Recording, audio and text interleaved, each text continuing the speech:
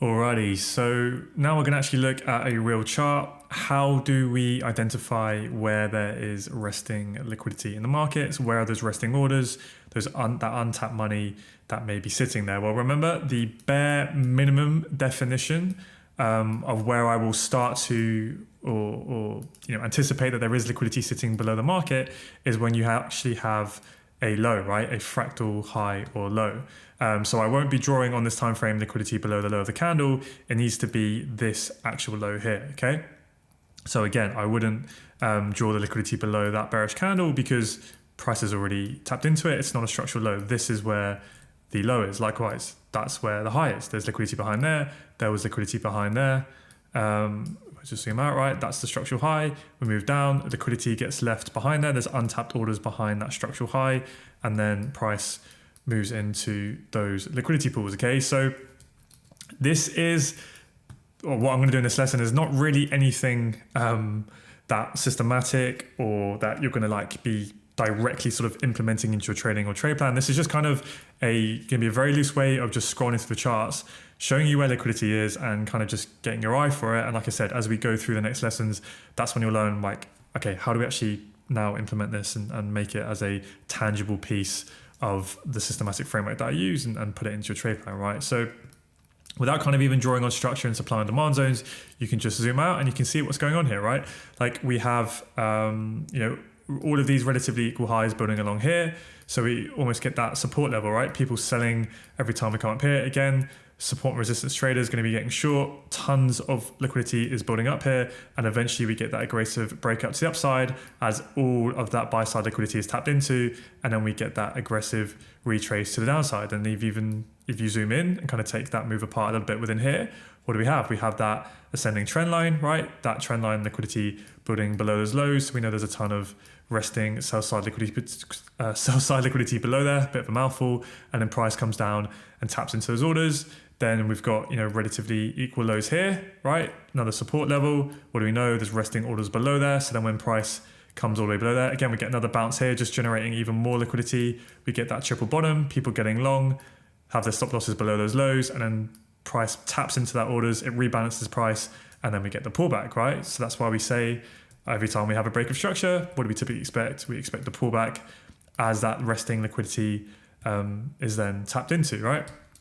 Same thing again here, start to build a bit of a range. We get sort of these triple bottom lows, tons of liquidity starts to build below that, and then eventually we get the breakout of that. Then what do we leave? We leave these equal highs here, tons of buy side liquidity is left above there, right? And eventually price will come up into there, and as price takes out those highs, just tap into it, right? Belly doesn't have to be a big tap, just enough, and then we start to see a bit of sensitivity as that buy side liquidity is tapped into. Even on a more granular level, if you really zoom into price, let's take a look. What do we get? Or even down here, right? We get that ascending trend line, people buying that trend line high, and then we get liquidity resting below that. Now, just because liquidity is there, we never know when it will be used, when price will tap into it. We just know that it exists, and at some point it may be used in the future, because as we can see, right, the trend continues to the upside.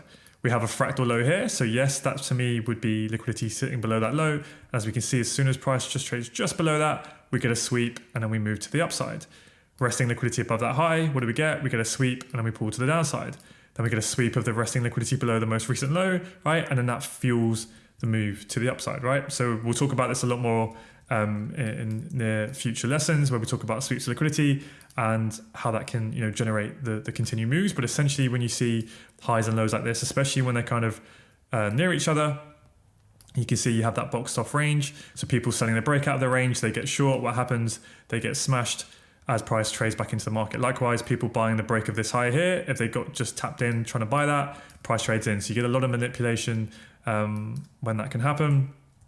Likewise, price comes up here, we get a bit of a pullback, we move up, we failed to break the high. So this is a good example of relatively equal highs, okay? It doesn't have to be like a perfect double top, but you can see there's a clear move up and a clear move away, right? So you've got those relatively equal highs. This is kind of how I personally would annotate in the market. You can just leave a line there with a little X in it. Typically what I'll do, if I can be bothered to do it or if I remember to do it when I'm marking up my charts, is I'll just do that to show that the liquidity hasn't been tapped into, And then when price does move up and tap into it, that's when, again, if I can remember or be bothered, I'll put it in the middle to kind of show that the liquidity has been taken. Likewise, we can see price then comes back down, sweeps the resting liquidity below that low, and then we get a movement to the upside, right? Then price starts to pull back, we start to build that descending trend line liquidity, starts to build up here, price then comes in, takes the liquidity above the high as well, fills up those orders, and then we get the pullback. And what did that move leave? It left relatively equal lows behind here, right? So we've got resting liquidity there, price then comes down.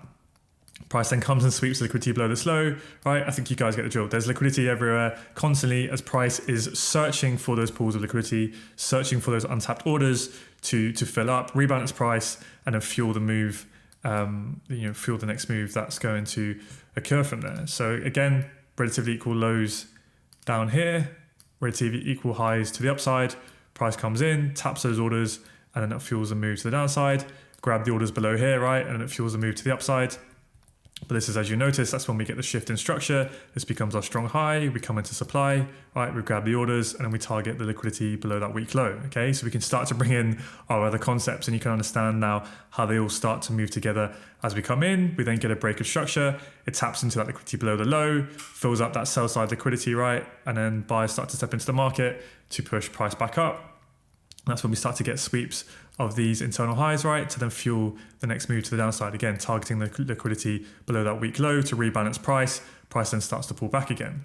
Okay, so once you kind of start to see this, these same patterns happen again and again and again, right? We start to pull back, we start to grab the liquidity behind the highs until we eventually fill up enough of those orders to rebalance price to then get that overwhelming imbalance between supply and demand, where supply starts to regain control, and then we start tapping into all of the sell side liquidity, and eventually the sell side liquidity below that swing low there, the external range liquidity. Again, this is concepts we'll talk about more in the future. I'm kind of being quite loose here, as I said it would be, just to kind of keep it relatively simple, but just showing you where those pools of liquidity are. Again, you can see relatively equal highs there. What does price do? It comes up and grabs the orders that that pool of liquidity that would have been sitting there, if you think about it as money, grabs that fuel, and that can fuel the move to the downside to target this weak low here, where again there'll be liquidity sitting below that low. You can see even just before it gets there, nice double bottom, inducing buyers into the market, more stop losses getting below here,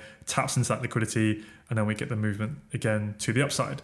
And then this whole time, what do we have? That larger trend line building up, so people can keep selling that, and eventually with that big trend line, what do we know? There'll be tons of resting buy side liquidity here, which the market then comes in and grabs, and then that fuels the next move to the downside, right? So yeah, I mean, even if you zoom out and do multi-time frame analysis, you'll be able to see loads of other things. You can even see here, right, without zooming in, we get this big range for a long time. Or do we know there'll be a ton of resting liquidity either side of that range as it's building up? So you'll get a bigger double top like that, price grabs the liquidity and then fuels the move to the downside. What do we have? The big trend line liquidity, the bottom of the range. We just know there'll be a ton of orders building below that, and then price grabs that, grabs the liquidity below the low there, right? Taps into that pool, retraces again, even within all of that range. Again, there'll be sweeps within that, right? All of these highs within here.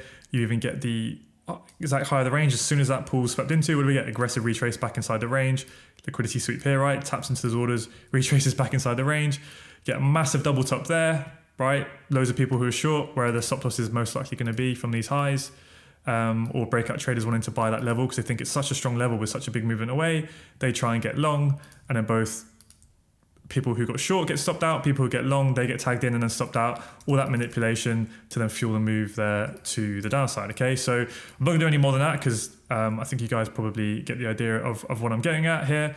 But kind of just wanted to show you the bare minimum of where we anticipate liquidity being within the market, essentially looking for those untapped highs and lows in the market.